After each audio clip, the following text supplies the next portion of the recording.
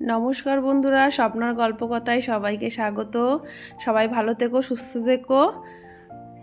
যাই হোক, এবার দেখো তোমাদের সঙ্গে একটা কি বলবো, জীবনের প্রথম এই অভিজ্ঞতা, এই মুহূর্তটা শেয়ার করব। শিয়ালদা থেকে আমরা শান্তিনিকেতন যাচ্ছিলাম। শান্তিনিকেতন যাওয়ার পথে বোলপুর স্টেশনে নামবো। যাই হোক, আর এটা হচ্ছে উত্তরবঙ্গ ট্রেনে উঠেছিলাম। তা আমরা জানি বেশিক্ষণ তো লাগবে না, তা আমরা রিজার্ভেশন করিনি, তা জেনারেলেই উঠেছিলাম। তো এরম যে পরিস্থিতি হবে আমরা ভাবতেও পারিনি। এরকম বাঙ্কারে উঠে এই ফার্স্ট টাইম যাচ্ছি।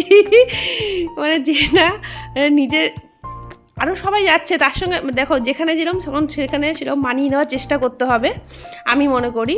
কিন্তু যাই হোক, তখন ওদেরকে দেখে তখন আর নিজের কিছু মনে হচ্ছিল না, তখন মনে হচ্ছিলো ঠিকই আছে।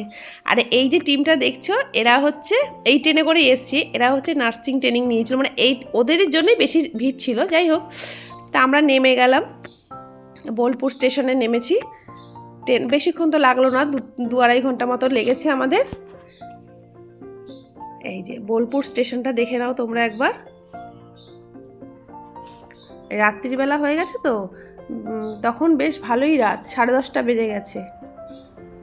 হ্যাঁ, তখন দেখো কীরকম একটু নিরিবিলি নির্জন, লোকাল লোক বেশি একটা নেই, এই টুকটাক যারা নামছে ঠামছে, দেখো একদম একটু ফাঁকা ফাঁকাই ছিল। আর শীতটা গিয়ে আবার শীতটা পড়েছে একটু হালকা।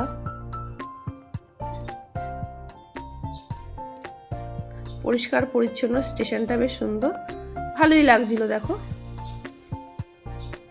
তারপর তোমাদের একটা লাস্টের দিকে তোমাদের একটা সুন্দর মুহূর্ত দেখাবো।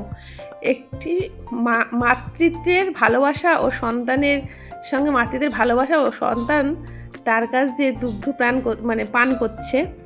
এত সুন্দর, আমার দেখে এত ভালো লাগলো, যার জন্য তোমাদের সঙ্গে শেয়ার করলাম ওই ছবিটি। আমার ভীষণ ভালো লেগেছে, তাই তোমরা দেখো, দেখে আমাকে জানিও কার কার ভালো লাগলো এই ভিডিওটা।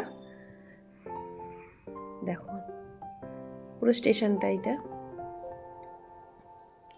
তারপরে চলো তোমাদেরকে আরও ভিডিও দিতে থাকবো, সব এটা স্টেশন পর্যন্ত দিলাম। আর তোমাদের কার কার ভালো লাগলো একটু জানিও, লাইক করো, শেয়ার করো, একটা কমেন্ট করো, সাবস্ক্রাইব করে দিও প্লিজ।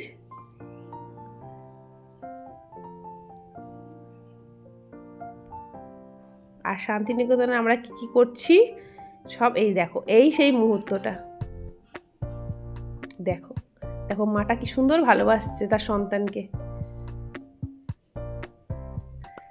দেখো নির্ঝুম স্টেশনটা। ঠিক আছে, সবাই ভালো থেকো তাহলে, আজ এখানেই, পরের ব্লগে তোমাদের আবার আসছি।